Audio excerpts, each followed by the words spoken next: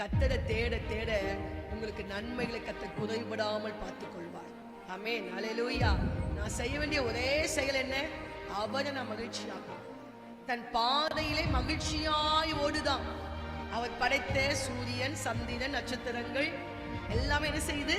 பூமி எல்லாம் அவர் பாதையில, அதுக்கு நியமிக்கப்பட்ட பாதையில ஹாப்பியா ஓடுறதை பார்த்து தேவன் சந்தோஷப்படுகிறார். அதே போலதான் இன்னைக்கு ஆண்டவர் உங்களை இந்த பூமியில படைத்ததனுடைய நோக்கத்துல அந்த பாதையில நீங்க ஹாப்பியா ஓடிக்கிட்டே இருங்க. அதை பார்த்து தேவன் மகிழ்ச்சி அடைகிறார். ஆமென், அல்லேலூயா.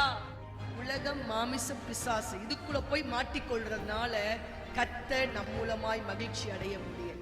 உலகம், உலகத்துக்கு அடுத்த காரியங்கள், உலக காரியங்கள், உலக மாமிச காரியங்கள், பிசாசு கிரியைகளுக்குள்ள மாட்டிக்கொள்றதுனால தேவனை மகிழ்ச்சியாக்க முடியும். அவரை பிரியப்படுத்ததான் இந்த பூமியிலே உண்டாக்கப்பட்டேன் என்பதை நீங்கள் உணர்ந்து கொண்டீங்கன்னா இந்த காரியங்களுக்கு நம்ம என்ன செய்ய மாட்டோம்? பெரிய முக்கியத்துவம் கொடுக்கவே மாட்டோம். ஹல்லேலூயா.